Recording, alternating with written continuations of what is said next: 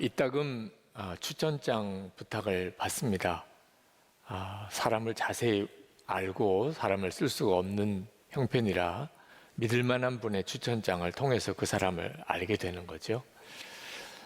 그러나 이 추천장, 사람이 쓰는 추천장으로는 사실 그 사람을 정확하게 알기는 어렵습니다. 예루살렘에서 이 고린도 교회에 온 그 율법 교사들 중에 그 예루살렘 교회로부터 아주 거창한 추천장을 가지고 온 분들이 고린도 교회 안에 엄청난 문제를 일으켰습니다. 그들은 자기가 어떤 사람인가를 그 추천장으로 사실 자기의 신분을 과시를 했지만 그들은 교회를 어렵게만 하는 사람들이었어요.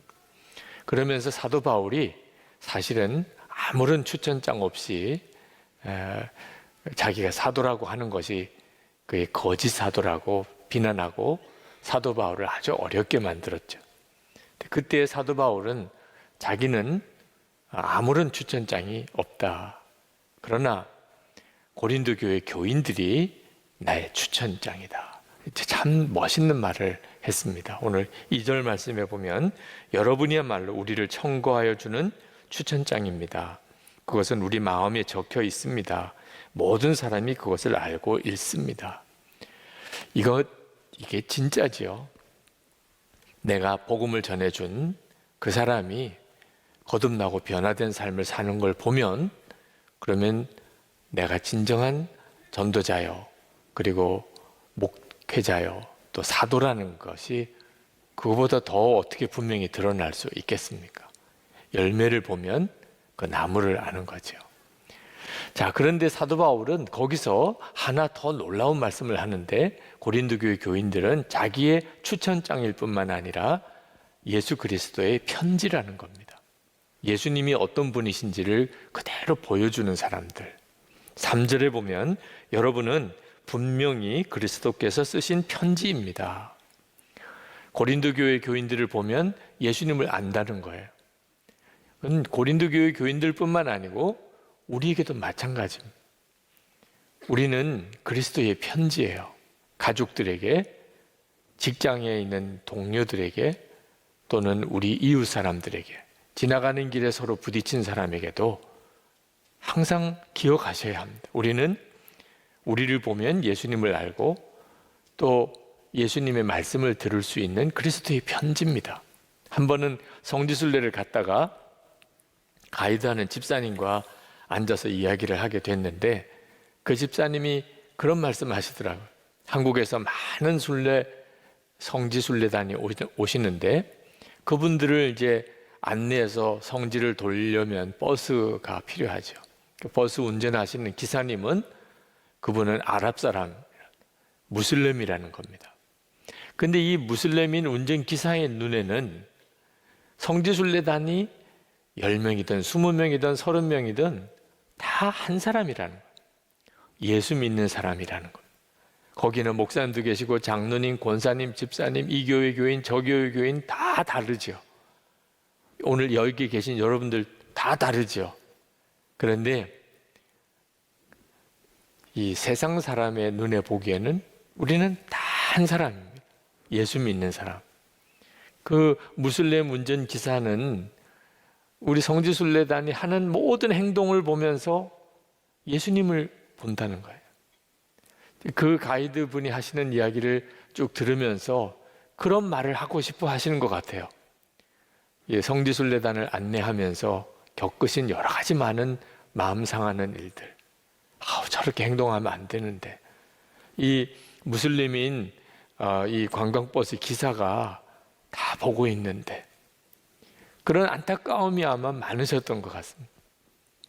여러분, 우리는 세상 사람들 앞에서 그리스도의 편지입니다. 그들은 우리를 보고 예수님을 아는 거예요.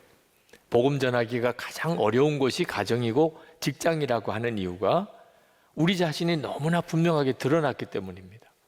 그러니 삶을 똑바로 살지 못하면 전도 못하는 거죠. 그렇지만 반대로 이야기하면 가정과 직장이 가장 강력한 전도의 장이 될 수 있는 겁니다. 우리가 그리스도의 편지만 되면. 그러면 삶으로 증거되었는데 이보다 더 놀라운 복음이 어디 있겠어요? 성경에 보면 하나님의 말씀이 기록된 것이 이 성경책만 아닙니다. 7군데가 있어요. 하나님의 말씀이 기록된 곳이. 첫 번째가 시편 19편 1절에 보면 하늘 궁창이 하나님의 말씀을 기록하고 있다고 그랬습니다.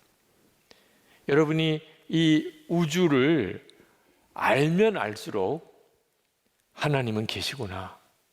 이 엄청난 우주를 보고서도 하나님의 존재를 믿지 않는 게 더 이상하죠. 두 번째는 사람의 양심이 기록되었다고 그래서 로마서 2장 15절에. 그래서 사람과 동물이 다른 겁니다. 어떤 사람도 그 속에는 양심이라는 게 있어요. 이것이 하나님의 말씀의 흔적입니다. 세 번째는 십계명 돌판에 기록하셨어요. 출애굽기 24장에 십계명 돌판에다가 하나님의 말씀을 기록하셨습니다. 네 번째는 이렇게 책으로, 성경책으로 하나님의 말씀을 기록하셨습니다. 다섯 번째는 예수 그리스도 그분이 하나님의 말씀이세요. 말씀이 육신이 되어 세상에 오셨다고 그랬죠. 여섯 번째는 성도의 마음에 기록되어 있어요. 그게 바로 성령이십니다.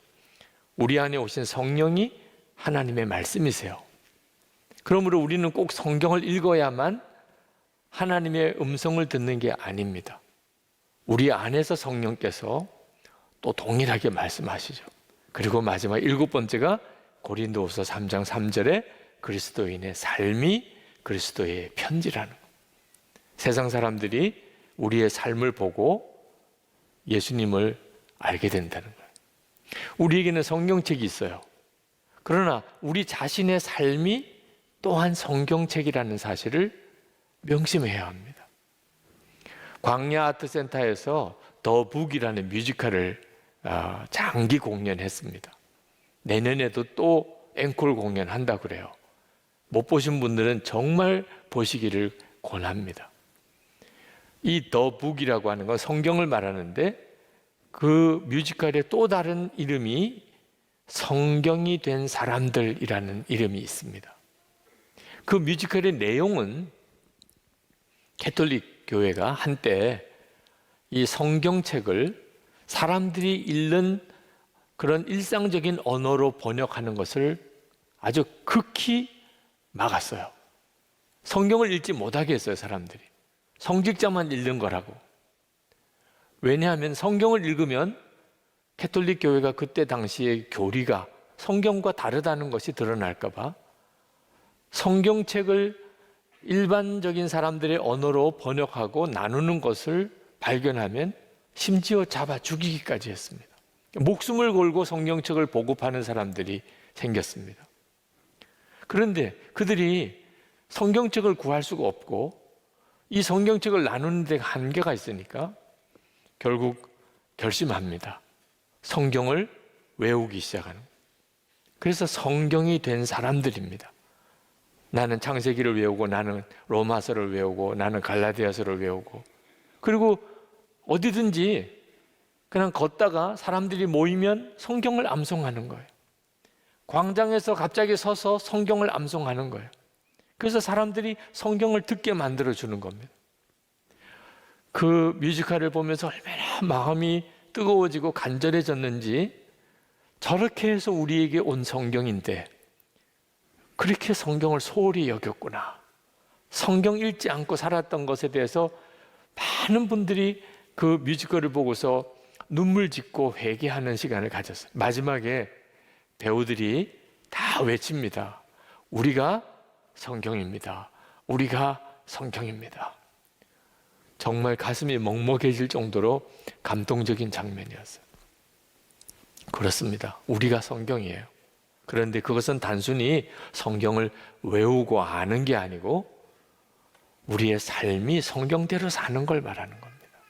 어느 목사님이 성경에는 5복음서가 있다는 겁니다. 실제로 이 성경책 속에는 4복음서밖에 없어요. 우리는 이 4복음서를 성경책에서 읽습니다. 근데 또 한 복음서가 있는데 그리스도인의 삶이라는 겁니다. 이 5복음서는 불신자들만 읽는 거라는 거예요. 불신자들이 예수 믿는 성도를 볼 때, 아, 예수님이 저런 분이구나, 예수님이 저렇게 말씀하셨구나, 그렇게 읽는다는 거예요.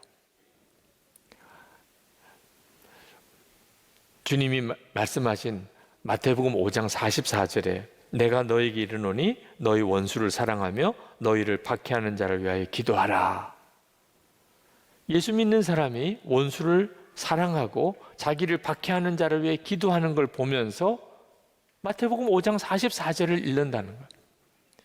예수 믿는 성도들이 항상 기뻐하고 늘 기도하고 범사에 감사하는 걸 보면서 데살로니가전서 5장 16절에서 18절 말씀을 읽는다는 거예요.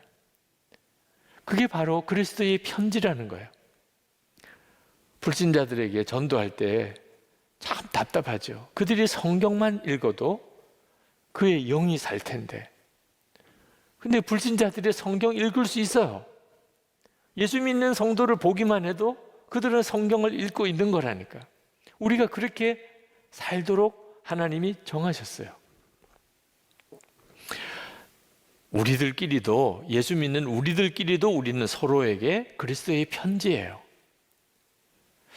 저는 이따금 설교의 깊은 좌절에 빠질 때가 있습니다. 설교자가 겪는 어려움 중에 하나죠. 설교를 했는데 내가 은혜로운 설교를 못했구나. 오늘은 내가 정말 설교 준비를 성실히 못한 그런 결과가 너무 마음 아프게 다가오는구나. 그런 어떤 설교에 대한 좌절과 또는 낙심에 빠질 때가 있어요. 근데 참 이상하죠? 그럴 때마다 꼭 어떤 사람을 통해서, 문자를 통해서든 우연히 만나든 또는 메일이 오든 목사님 말씀에서 은혜를 많이 받았어요. 저는 그날 엄청난 마음의 좌절에 빠져 있는데 은혜를 많이 받았다는 말을 꼭 듣는 거예요. 마치 주님이 저에게 너 낙심하지 마. 오늘도 내가 너를 통해서 말했어. 꼭 그렇게 말씀하시는 것 같은 느낌을 받았어요. 그래서 주님 감사합니다. 그리고 새 힘을 얻어요. 이 일을 주님이 우리 모두를 통해서 서로에게 하시는 거예요. 우리에게 하고 싶은 말씀을 우리와 함께 있는 성도들을 통하여 주님이 말씀하시는 거예요. 우리는 서로 그리스도의 편지로 기억되어야 합니다. 마음의 상처로 그렇게 기억되어서는 안 돼요. 10년 뒤에, 20년 뒤에, 30년 뒤에 어느 자리에서 어떻게 또 만나게 될지 모릅니다. 그때 부끄러운 기억으로 만나면 안 되잖아요.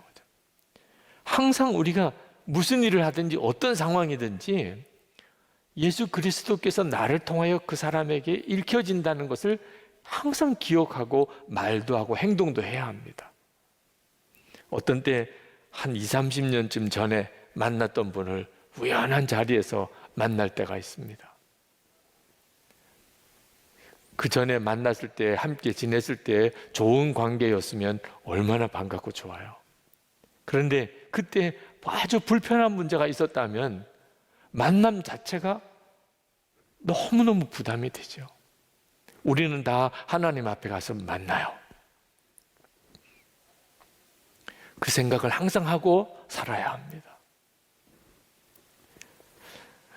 그런데 문제는 그러면 부족하기 짝이 없는데 어떻게 내가 그리스도의 편지로 늘 살 수 있을까? 그게 우리에게 엄청난 부담이 되잖아요. 근데 우리 노력으로 하는 게 아닙니다. 우리가 그리스도의 편지로 그렇게 사람들에게 읽혀지도록 노력하고 살으라. 그러면 이건 무서운 정말 율법이죠. 그렇게 되게 돼 있어요. 어떻게 그렇게 되게 돼 있죠? 우리 안에 오신 주님의 영, 주님의 영이 나로 하여금 그리스도의 편지가 되게 하시는 거예요. 6절에 문자는 사람을 죽이고 영은 사람을 살립니다. 여기 문자는 율법이에요. 율법 가지고 신앙생활을 하면 절대로 그리스도의 편지가 될 수가 없어요. 근데 영은, 우리 안에 임하시는 영은 우리를 통해서 하나님이 하시고 싶은 일을 사람들에게 드러내 보여주세요. 그분이 하시는 거예요. 출애굽기 34장 35절에 보면 모세가 십계명을 들고 시내산에서 내려오는 장면이 나오는데 하나님과 40일 동안 같이 있었습니다. 그리고 십계명을 받아서 내려오는 거예요.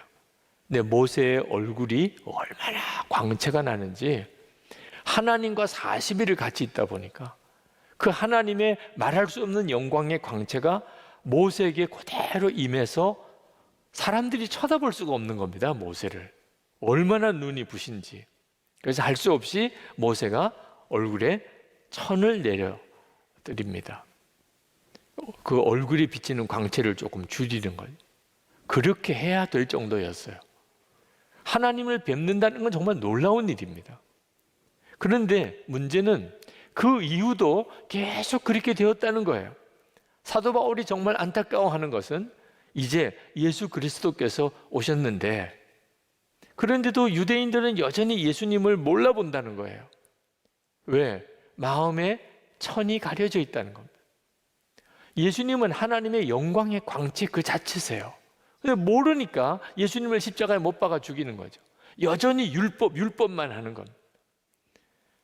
유대인들의 마음에 천이 들여져 있어서 그들이 주님을 보지 못한다는 거예요. 율법만 아닙니다. 마귀가 지금도 온갖 세상적인 것들로 우리 마음을 혼미하게 만들어서 우리가 예수님을 믿고도 실제로 예수님을 바라보지 못하게 만들어요.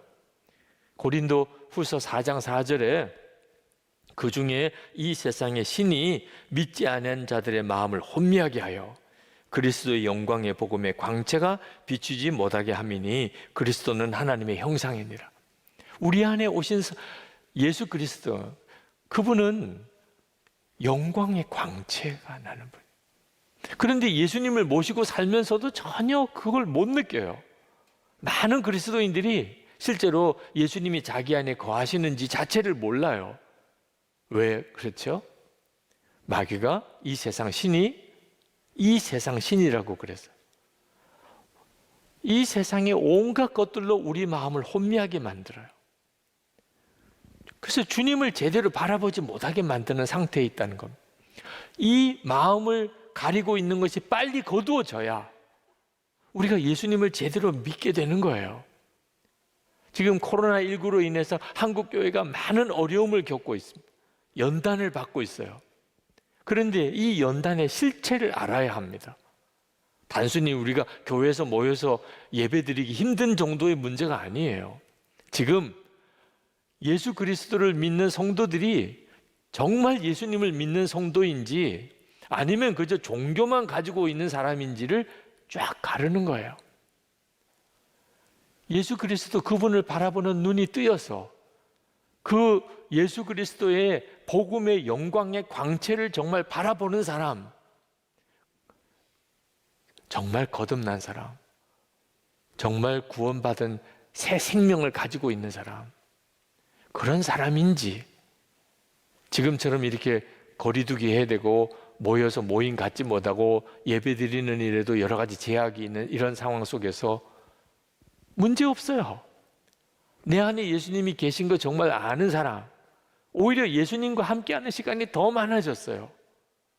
믿음이 좋아지는 사람들이 많아요. 지금 예배에 눈이 뜨이고 기도를 더 깊이 하게 되고 말씀을 더 많이 보게 되고 주님과 동행하는 삶을 살고 고난도 두렵지 않는 그런 영적인 성장이 있는 성도들이 많아요. 코로나19 때문에.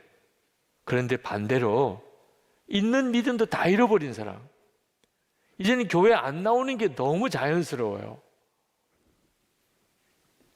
예수님과 인격적이고 친밀히 동행하는 것에 대해서 아무것도 몰랐던 사람들은 그저 교회 다니는 게 신앙생활인 줄 알았던 사람, 교회 못 나오니까, 그러니까 있던 믿음도 다 무너져요. 성도들 사이에 만나서 교제하는 게 없어지니까, 그러니까 완전히 세상에 빠져버렸어요. 이렇게 쫙 갈라지고 있어요. 지금이 정말 중요한 때인 것을 알아야 돼요. 그러면 어떻게 우리 마음을 덮고 있는 이 베일이 걷어지고 우리가 정말 주님을 바라볼 수 있을까요? 16절 말씀에 보면 사람이 주님께로 돌아서면 그 너울은 벗겨집니다. 사람이 주님께로 돌아서면. 그래서 24시간 주님을 바라보자고 그렇게 권해드리는 거예요. 우리는 예수님이 눈에 보이는 분이 아니시니까 계속 잊어버려요. 우리 안에 분명히 거하시는데도 계속 주님 잊어버리고 사는 거예요. 그래서 항상 주님을 기억하시라. 그렇게 꾸준히 살기 위해서 매일 일기를 한번 써보시라. 그렇게 권해드리는 거예요. 그러면 반드시 여러분이 주님을 만나게 돼요. 여러분의 마음을 가리고 있던 것들이 벗어지고 주님은 정말 살아계신 주님이고 여러분 안에 역사하시고 여러분에게 말씀하시고 여러분을 인도하시는 것을 여러분이 분명하게 체험하게 돼요. 우리가 지금 만나는 예수님은 복음서에 나오는 제자들과 함께 이렇게 함께 먹고 함께 지내던 그 예수님은 아니에요. 그렇지만 분명히 영으로 우리 안에 거하셨어요. 같은 분이세요. 17절 말씀에 주님은 영이십니다. 주님의 영이 계신 곳에는 자유가 있습니다. 여러분, 편지를 쓰는 것과 편지를 쓴 그 사람하고는 다르잖아요. 우리가 주님의 말씀인 성경을 읽는 것, 이거 너무 중요하죠. 그런데 말씀 그 자체이신 주님을 바라본다는 것은 비교할 수 없이 더 놀라운 일이죠. 우리 안에 주님의 영이 우리 안에 거하세요. 그 주님을 알게 되면 우리가 자유함을 얻게 되는 거예요. 여러분, 그리스도의 편지로 사는 것은 가식적인 삶을 살라는 게 아닙니다.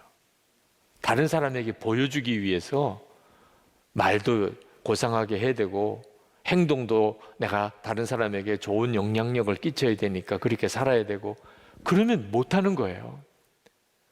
한계가 있는 겁니다. 나중에 가서는 이중적인 사람처럼 보이게 돼요. 주님을 만나면 그럴 필요가 없어요. 그게 자유함이에요.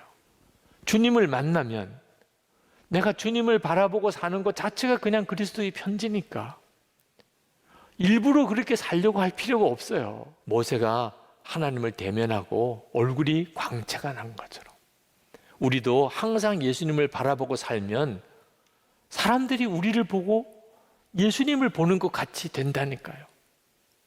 그때 우리를 그리스도의 편지라고 말하는 거예요.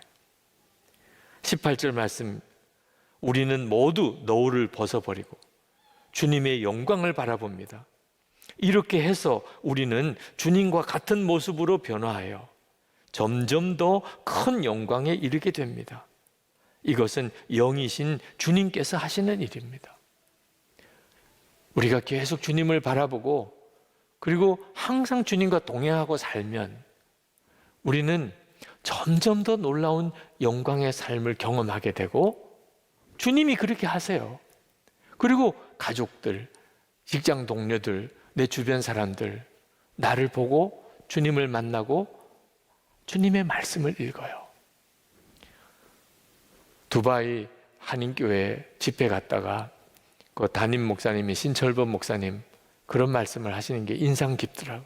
우리가 어떤 사람을 뚜렷하게 주목해 보면 그 사람 눈동자에 그 보고 있는 그 사람이 눈동자에 비친다는 거예요.